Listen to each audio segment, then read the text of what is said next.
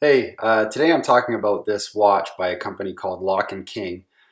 This is the watch that I wear more than any other watch. I wear it most days during the day. We'll get into why that is later on. But this is by Locke and King, and model is called the Ossington, and it's in the copper and oxidized blue model. There are some other options on the website, so check it out. Maybe the other colorways are more what you're into.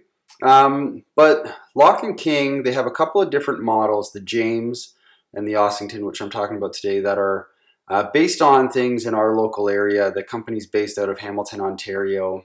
The James model is inspired by one of our main streets that we have here that's got lots of great shops and galleries and all sorts of just nice old architecture downtown in the city. And then this one here, the Ossington, if you have been to Toronto, I'm sure you've heard of Ossington Avenue, which has lots of great mid-century architecture and things that help to inspire the design of this watch. So just going through some of the details here. As mentioned, it's the copper and oxidized blue. So you've got, it's a stainless steel 316 low carbon steel case with a copper coating, but this is polished throughout, really nice and even and smooth, super shiny. One of the reasons it's been really hard to capture the details, because in person, just seeing all these amazing details, I just love it. And I've had a lot of trouble getting those on video and getting photos of the case and the dials especially. So I'm going to do my best here. But the case is a polished stainless steel. It's got a copper color coating on it, which is a really beautiful color.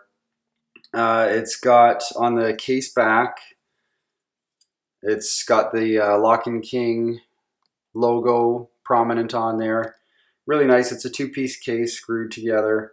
And each case back has a unique serial number on it, which is really cool as well. The dial is a blue dial, and they describe it on the website as a guilloche dial, which I always thought of guilloche as like a curvy line. These aren't curvy lines, but you've got on one half of the dial vertical lines, on the other half of the dial you've got horizontal lines. And it just looks really incredible, and I hope I can do it justice here. You've got the hour markers, which are inspired by an art installation on Ossington Avenue, which is really a neat detail, and they are applied, so you get that nice depth on the dial, which is concave, which kind of really adds to that nice appeal of that concave dial. You've got the Locke and King logo again at the 12 o'clock mark, and then it's got Canada automatic down by the 6 o'clock. The hour, the hands are thin and not overly legible. Now this is a dress watch, really nice design. It does not have lume. You're not going to be able to see what time it is if you're walking, and it's on a darker street at night. So that is why I wear this most days, but usually it's just during the daylight hours, and then at nighttime I'll switch to something that I'm going to be able to see more clearly at night. But it's got red tip on the second hand, which is kind of a nod to the north on a compass, being a Canadian company. So that's a neat little detail as well. So just a really beautiful design on the dial. Really hard to explain just how nice it is to have all these different textures. You've got the date complication at 6 o'clock. It is a screw down crown, and it does have hacking and hand winding. The movement is a Miyota 9015, and with the date complication, so there's no ghost position or anything like that. So it's a screw down crown, anti-clockwise to unscrew the crown, then clockwise to wind the watch, and then if you pull it out to set the date and the time.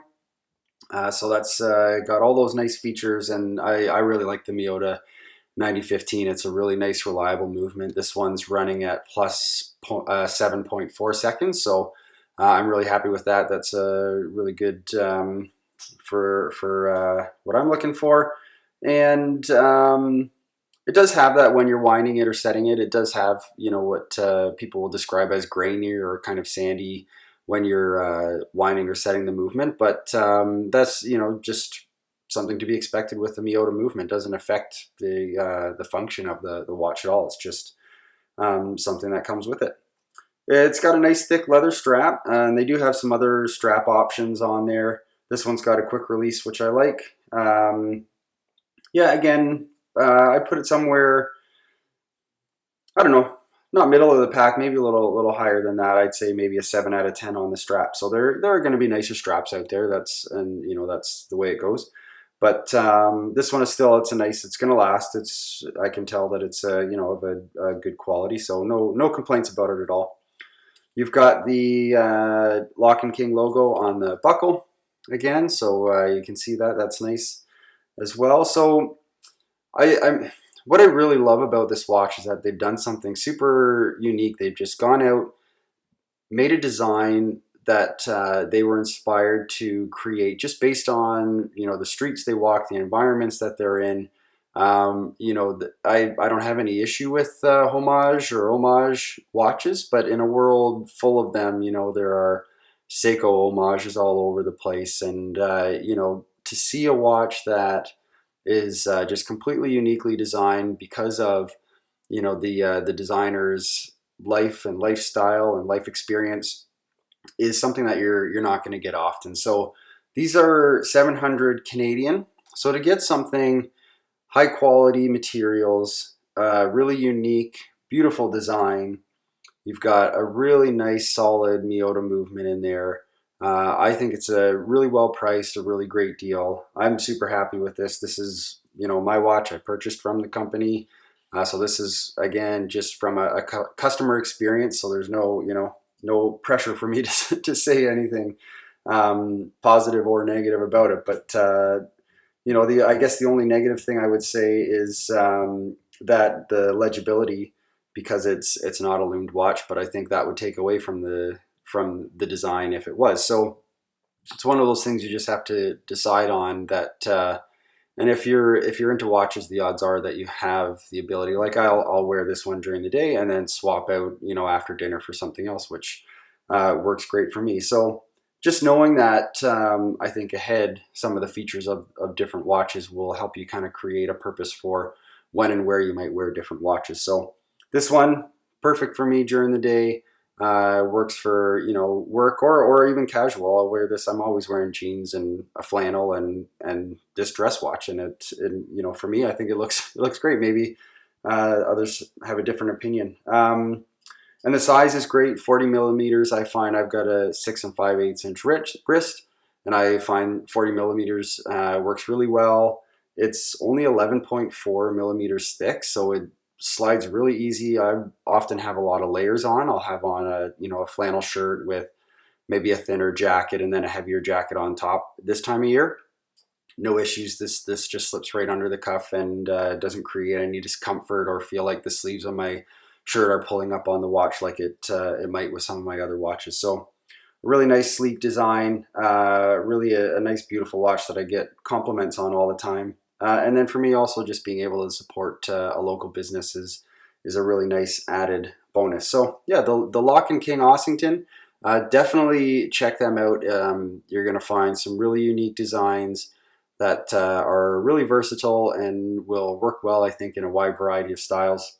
And a nice automatic movement in there so that you've got something that the more you wear it, the better it's going to perform. So that's it. The Locke and King Ossington. Thanks so much.